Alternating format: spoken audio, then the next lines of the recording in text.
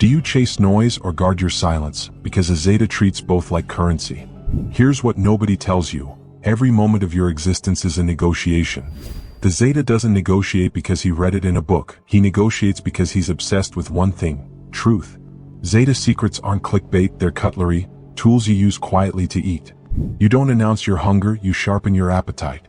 You mind your own business not to hide, but to dominate the part of life that actually matters. Privacy is a strategy, not cowardice. Loud humility is fake, quiet power is real. In a world that begs for attention, the Zeta withdraws attention as a tactic. Fewer eyes, deeper work, harder truth.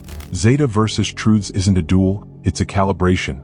Zetas aren't satisfied with friendly versions of reality, they pry until the bones speak. Stoic lone wolf energy means you own your weather, you forgive the world for being messy, you do not forgive yourself for being lazy. This video is an invitation. Stop performing, start forging. Here is the rule. Act from a compulsion, not applause. Seek truth, trade nothing that costs your core, and mind your business like it's the only asset you'll ever need. Let's dig deeper. Lesson number 1. Know your truth or get devoured. You ever sit down to negotiate and realize you don't even know what you're fighting for? Most people stumble into negotiations like sleepwalkers. They mouth words, they make demands, but beneath the surface there's nothing. No core, no truth. Just noise dressed up as intention. In reality, it doesn't negotiate with noise. It tears through it. For Zetas, this isn't about strategy, it's about survival instinct. You don't enter the arena without knowing exactly what piece of flesh you're willing to rip off the bone. The moment you sit down unclear, you've already lost. You become a puppet dancing to someone else's rhythm, accepting deals that feel like wins but taste like poison 6 months later. Seneca said wisdom begins with calling things by their right names. A Zeta doesn't just want more money, he wants freedom from time-sucking obligations. He doesn't just want respect, he wants autonomy to execute without interference. The difference? One is a shallow label, the other is a precise surgical strike into reality's flesh. Here's where most people bleed out, they confuse what they want with what they think they deserve. They walk in angry, entitled, emotional, and they leave with scraps because anger without direction is just weakness wearing a mask. You think you want fairness? Reality laughs at fairness. It responds to clarity. Zetas operate from a different frequency. They don't hope, they demand, but only after they've stripped away every layer of self-deception. What do you actually want? Not what sounds good, not what your ego whispers. What truth are you willing to carve into existence? If you can't answer that, stay home. Lesson number 2. Ask for everything, apologize for nothing. When's the last time you asked for something you thought you didn't deserve? There's a sickness in modern man, the belief that certain things are off limits, that some doors only open for others. So he sits quiet, pays full price, accepts the first offer, and calls it dignity. Meanwhile, the world keeps spinning deals in backrooms, cutting prices for those who simply asked. Zetas don't carry this disease. They negotiate everything not because they're greedy, but because they understand reality's fundamental rule. Total silence is consent to whatever terms someone else decided you're worth. You think that price tag is sacred? It's a starting point. You think that job offer is final? It's a test to see if you value yourself. Studies on anchoring bias by Tversky and Kahneman in the 70s showed something brutal. The first number thrown shapes everything that follows. If you don't counter, you've already accepted their frame, their valuation, their reality. And once you're in their frame, you're furniture. Marcus Aurelius wrote that the impediment to action advances action. What stands in the way becomes the way. Every no you hear is just information. Every rejection is a map showing you where the real decision maker sits. Most people hear no and retreat. Zetas hear no and start triangulating. Here's what they won't tell you. The rich negotiate everything because they were taught the game young. They learned that asking costs nothing, that most systems have slack built in for people bold enough to pull the thread. You're not special for paying full price, you're just well trained. So ask. Ask the clerk, ask the manager, ask the person who actually signs checks. Not demanding, not begging, just opening the negotiation that was always there, waiting. The worst they say is no, and you're already living in that no by not asking. Lesson number 3. Study your enemy like scripture. Do you show up blind to the table, or do you map the terrain first? Preparation is not busy work, it's a weapon. It's the silence that arrives before the strike. Showing up unprepared is a slow surrender. He who thinks negotiation is improvisation confuses drama with strategy. That is amateur hour. Sun Tzu urged that knowing the field is owning it. Marcus Aurelius urged steady attention to facts. Both insist the mind that rehearses outlives the mind that hopes. Preparation collapses uncertainty into choice. Ask the right questions before you speak. Who holds the signature? What keeps them awake at night? What are their measurable pressures? Which small favors change everything? Studies on expert performance by Erickson 1993 found deliberate practice separates the competent from the exceptional. The same applies to negotiation. A study on negotiation preparation by Pinkley and Northcraft in the 90s found that prepared negotiators achieve outcomes 30% higher than unprepared ones. 30%. That's not luck, that's information asymmetry weaponized. They walk in knowing your range, your limits, your alternatives. And if you don't know theirs, you're already bleeding value. Practice scenarios, script your openings, anticipate counters, and catalog concessions you will not make. If you cannot answer those questions, reschedule and walk away. Doing otherwise hands leverage to the other side. Preparation also hardens your batna. It gives you a calm edge. You will not bluff because you already have alternatives mapped. You will not plead because you have reasons. You will move with the certainty of one who has already rehearsed victory. That is the Zeta way, quiet, relentless, exact. Lesson number 4. Reflect their words, control their mind. Mirroring is a blade, use it sharp or you'll cut yourself. It signals similarity, it lowers guard, it lubricates the slow gear of trust. Chartrand and Barg, 1999, named it the chameleon effect and showed mimicry breeds liking. Mirror the cadence, the phrasing, the key words they use. Begin with their last 3 words and extend, not parrot. Practice until it is invisible. Make eye contact, then look away, then return. Natural, unpredictable, human. He who copies like a machine loses agency. They get caught in their own script. Use mirroring to test, to expose what they value, to reveal where the pressure points lie. When they repeat a word that's a vein, probe it gently. When they avoid a topic, note the silence. Silence is not always power, sometimes it's the weak point. When someone speaks, they're not just transmitting information, they're revealing how they see the world, what language their brain operates in, what rhythm their thoughts follow. And if you can speak that same language, you bypass their defenses entirely. Nietzsche wrote about masks, how we all wear them, how truth hides behind performance. The skilled negotiator doesn't just wear a mask, he reads yours and adjusts his accordingly. Lesson number 5. Feel to steer or be steered. When was the last time you listened to the thing they would rather hide and used that silence as a map? Tactical empathy is a powerful tool in navigation. It might sound bad, but it's important. Chris Voss said it is the art of making the other side feel heard so they stop lying to themselves. Studies on mirror neurons by Rizzolatti discovered how our brains mirror others, and Damasio found emotion is the currency of choice. Emotions move decisions long before logic wakes up. This means empathy is not a moral nicety, it's practical intelligence. Zetas treat it like reconnaissance, not confession. They use feeling to locate leverage, not to tear down their own fence. How do you do it? Name their emotion before they own it. Label, don't lecture. Ask why until the grammar of their motive shows. Match tone, slow down when they speed up, pause when they cling to certainty. Do not fake it, do not perform it. Fake empathy reads as strategy and burns trust. Turn their negative feelings into contained facts. Amplify the wins into tangible offers. De-escalate the venom with calm acknowledgement. You will not surrender when you feel, you will steer. Stoicism says know what you control. Tactical empathy says know what moves them. Which will you use as your compass? Lesson number 6. Trade small, win big. Do you hunt for tiny levers or do you waste sweat on chores that move nothing? Most people treat effort like fairness. They match sweat for result and wonder why life is stingy. Pareto found that roughly 20% of causes produce 80% of effects. That's not a nice statistic, that's a roadmap. For Zetas, the problem is irrelevant, they hunt leverage instead. You don't grind equally across everything. You look for the small action that rearranges the whole board. Smart trade-offs are arithmetic with intent. They turn tiny currency into massive yield. Look for asymmetries. Identify what is low cost for you and high value for them. Package that as a compelled offer. He who gives time for free loses status. They who trade one phone call for a solved problem secure a long-term ally. Gidgerenzer found that simple heuristics beat bloated strategies in real decisions. Meaning, elegant moves often beat complicated ones. Do not confuse motion with progress. that is the silent tax of the distracted. Concrete moves. List 3 low-effort favors you can offer, map their perceived value, then exchange, bundle privileges instead of slicing price. You keep your margin, they feel one, and the power stays fungible. So what's one tiny thing you can trade today that will change everything tomorrow? You ever realize some people get massive results from minimal effort while you're grinding yourself into dust? There's a concept that separates the clever from the desperate: asymmetric trades. These are exchanges where what costs you almost nothing delivers catastrophic value to the other side.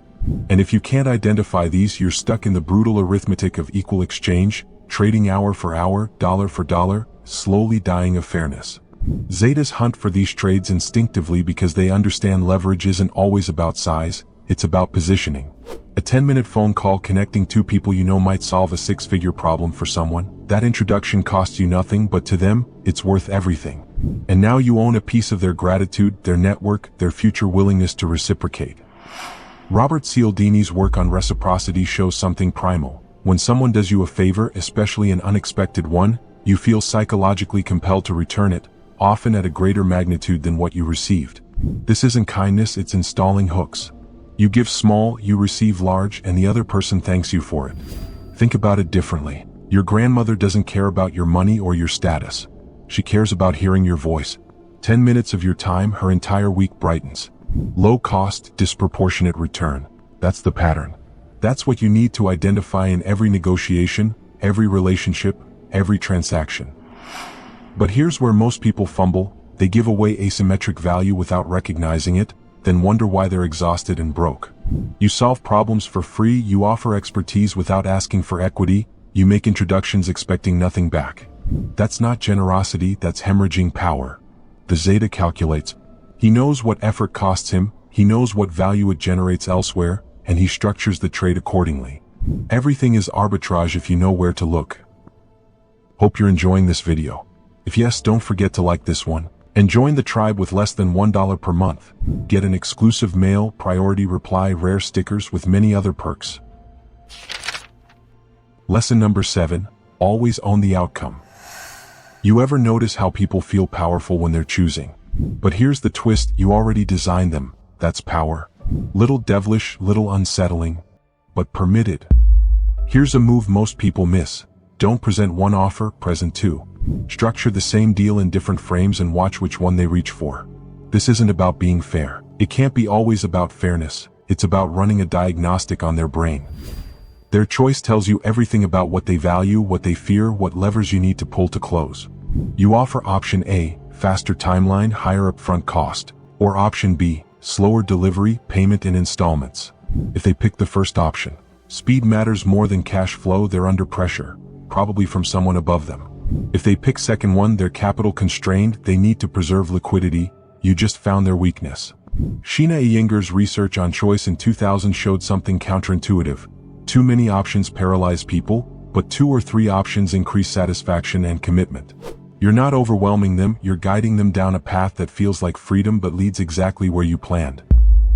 Machiavelli understood this centuries ago. He wrote that people need to feel they have agency even when they don't. The prince who appears to give choices while controlling the menu stays in power. The one who demands obedience breeds rebellion. You let them pick, they feel ownership, and ownership means they'll defend the decision even when it costs them. And here's the dark part. Once they choose, you hold the frame. You gave them control, now they're committed. Any renegotiation feels like their failure, not yours. They picked this, they wanted this. You're just holding them to their own decision. Never announce your power. Keep it quiet, keep it invisible, let them think they're steering while you've already mapped every turn. Control isn't about force. It's about architecture. Lesson number 8, how strong are you? You ever crushed someone in an argument just to realize you destroyed something worth more than being right? There's a trap that kills more relationships than betrayal ever could. Winning too hard. You've got all the leverage, you could bleed them dry, take every dollar, every concession, every ounce of dignity. And maybe you do. Maybe you walk away victorious. But victory has a price tag most people don't read until it's too late. Zetas calculate beyond the immediate. They understand that some negotiations aren't transactions, they're installments in a longer game. When you're dealing with family, friends, long-term partners, crushing them completely might feel satisfying for 72 hours. then you live in the wreckage for years. The Stoics called this preferring wisdom over cleverness. Marcus Aurelius faced this constantly as emperor. He could execute enemies, humiliate senators, enforce his will absolutely. But he wrote that the best revenge is to not be like your enemy. Restraint isn't weakness when you're strong, it's strategy. Think about marriages. Someone's wrong, factually, provably wrong. You could win this argument, dominate them with logic, make them admit defeat. Congratulations, you just purchased a week of silence and resentment. You won the battle, you're losing the war. The relationship doesn't care about who was right, it cares about whether both people feel respected enough to keep playing. Reputation compounds. Every person you negotiate with talks. They tell others how you operate, whether you're fair under pressure, whether you take unnecessary blood. Goodwill isn't soft, it's currency that appreciates over decades. The client you could have gouged but didn't, they send 3 referrals your way. The partner you treated respectfully in a tough split, they become an ally instead of an enemy spreading poison. The Zeta knows when maximum extraction costs more than it gains. He wins always, but he calibrates the magnitude, because some victories cost you the kingdom. Lesson number 9. Master your demons or they'll negotiate for you. You ever sit across from someone you can't stand and feel your strategy evaporate into pure disgust? Emotions are the invisible third party at every negotiation table, and most people don't even know they're being held hostage by them. You walk in prepared, rational, strategic, then someone's tone triggers you, their arrogance needles you, and suddenly you're not negotiating for outcomes, you're negotiating to punish them. That's when you lose everything. Zetas operate from a different place. They don't suppress emotion, they observe it like weather, acknowledge it, then act anyway. The person across from them might be insufferable, might represent everything they despise, but the Zeta's goal doesn't care about personal feelings. The goal is indifferent, pure, mathematical. Seneca wrote about this exact trap. He said anger is a temporary madness, and while you're mad, you're making decisions your future self will pay for. You tell them off, you walk away proud, you refuse the deal out of spite. 6 months later you realize that deal would have changed your life, but your ego was driving, and ego only cares about feeling powerful in the moment.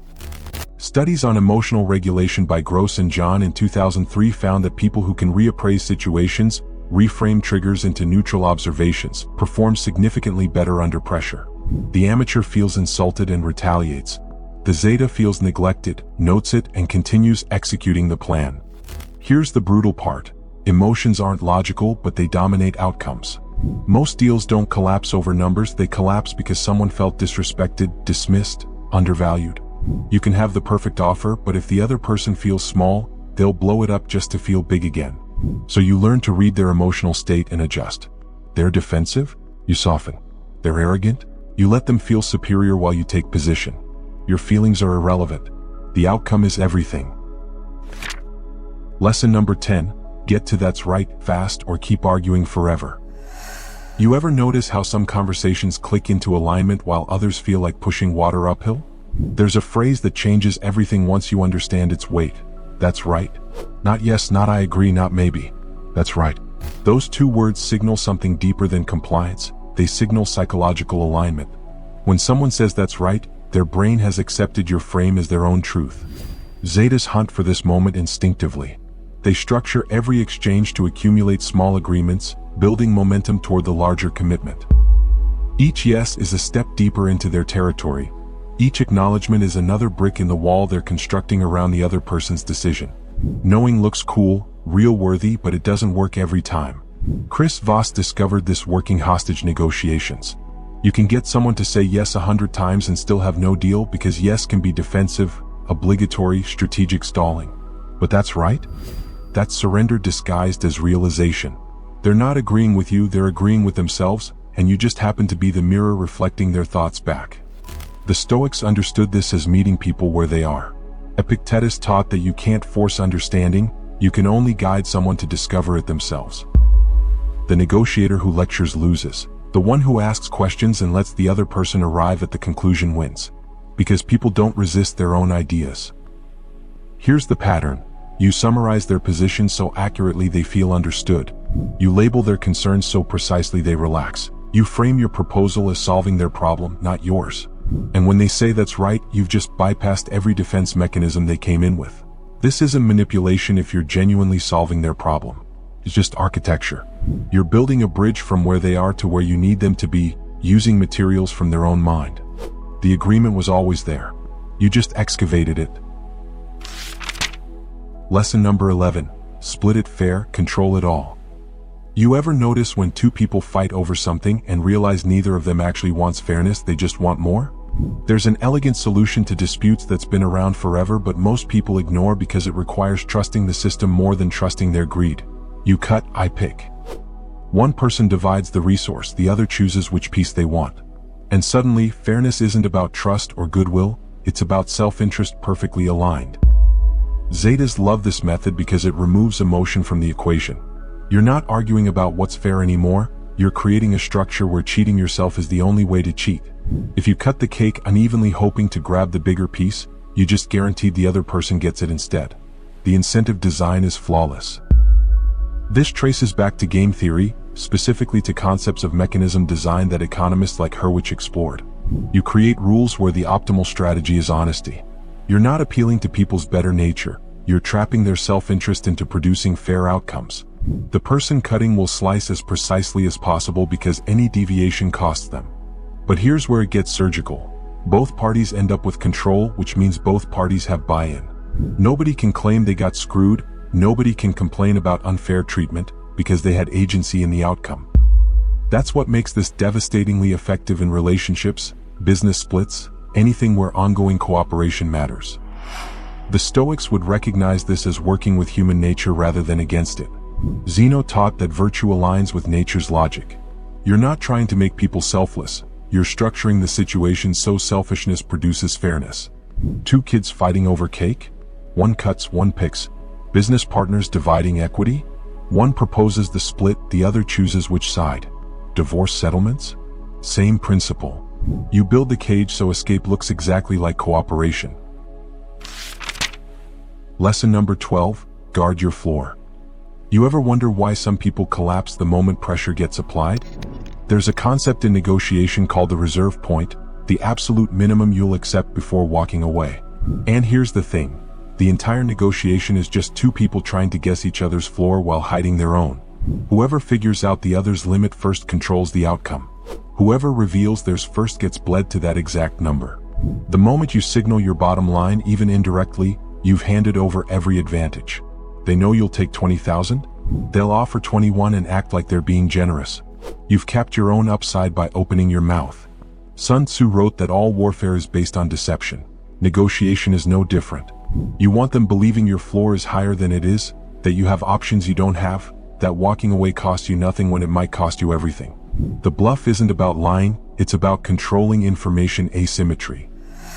Studies on anchoring by Galinsky and Musweiler in 2001 showed that first offers pull outcomes toward them like gravity.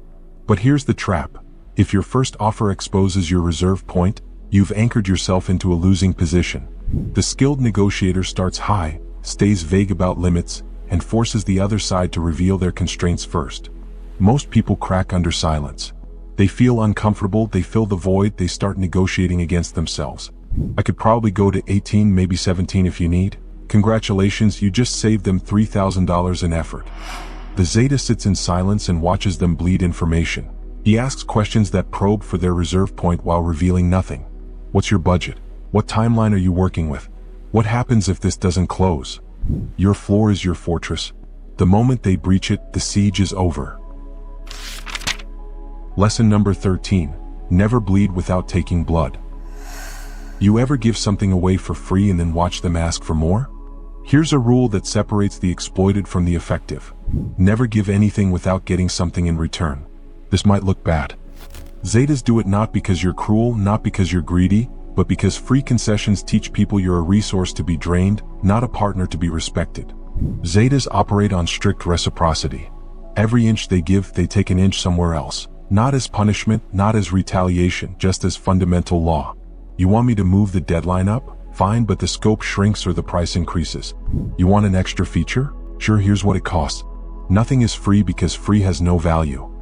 Cialdini's research on reciprocity shows that humans are hardwired to return favors, but here's the trap. If you give without asking, you're not triggering reciprocity, you're signaling weakness. The other person doesn't feel indebted, they feel entitled. They'll come back asking for more because you've established that your boundaries are negotiable.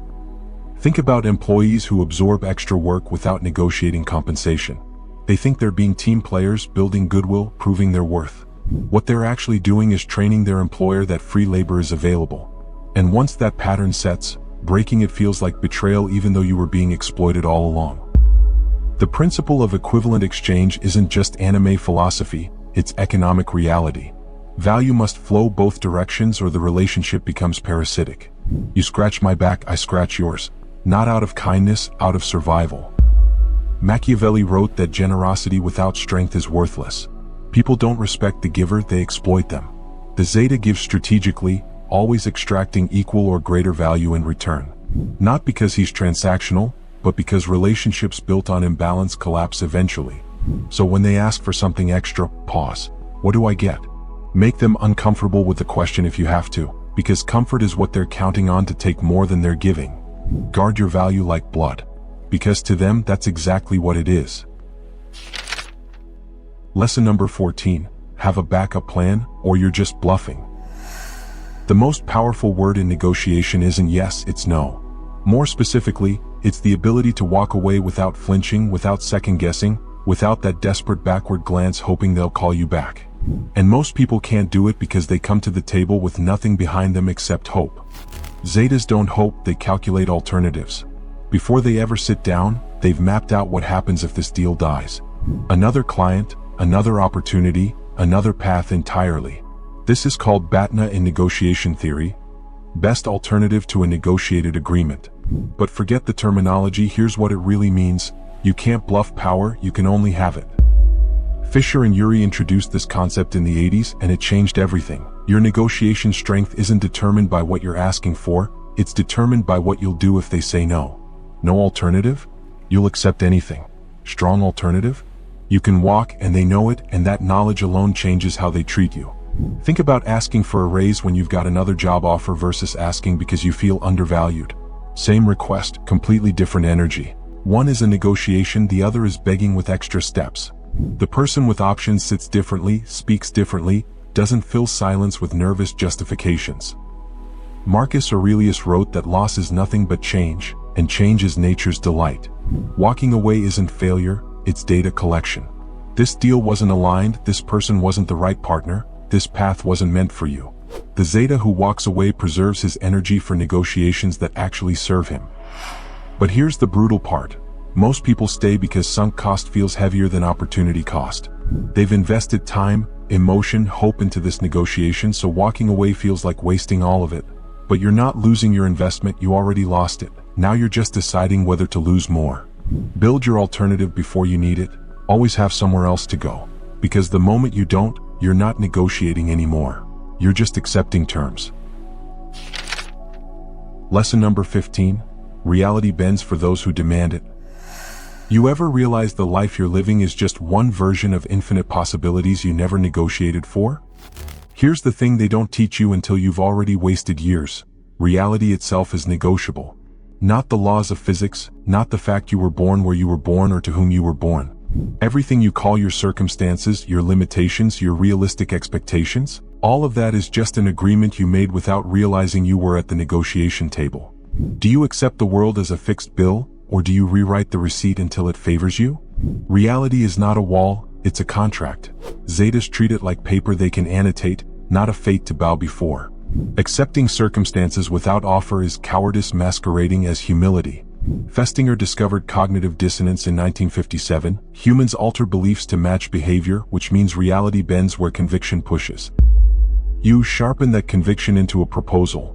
Ask life what it wants in return, then deliver the currency.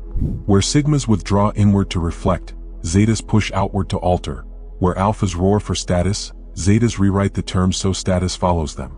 Silence is a strategy, not a habit. Used well, it is a scalpel. Used badly, it becomes a cage. Do not hide behind quietness as a virtue. Speak when speech redraws the boundaries.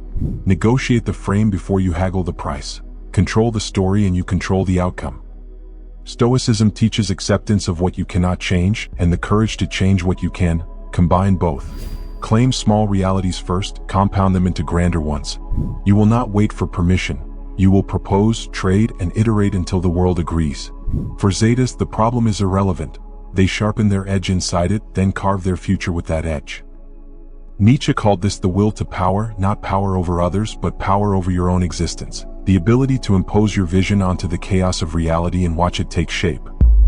Most people accept the default settings and call it fate. The Zeta sees default settings as the opening offer from a universe that doesn't actually care what you choose. Every big corporation negotiates deals that take years to close. They know worthwhile agreements require patience, multiple drafts, walking away and coming back, brutal honesty about what's actually possible. Yet people expect life to deliver everything they want by next Tuesday. It won't. Reality negotiates slowly because the stakes are high and the trades are complex. But here's what's available to you right now. You can start negotiating. You want more time with your kids? Negotiate with your work, your schedule, your priorities. You want financial freedom? Negotiate with your spending, your skills, your risk tolerance. For everything you want, there's someone or something you need to sit down with and hammer out terms. The Stoics knew this as a more fatty love of fate, but not passive acceptance. Active engagement with what is, transforming it into what could be. Epictetus said some things are up to us and others are not. The Zeta focuses entirely on what's up to him and negotiates it relentlessly. Your reality right now is the result of every negotiation you've run, consciously or unconsciously. The job you didn't ask to leave, the relationship you didn't demand better from, the body you didn't trade comfort for. All negotiations you either lost or never entered. So here's the question you need to sit with. What part of your reality are you ready to renegotiate? Because it's waiting for you to make the first move. Reality doesn't care what you want, but it will give you what you're willing to trade for. Thanks for watching.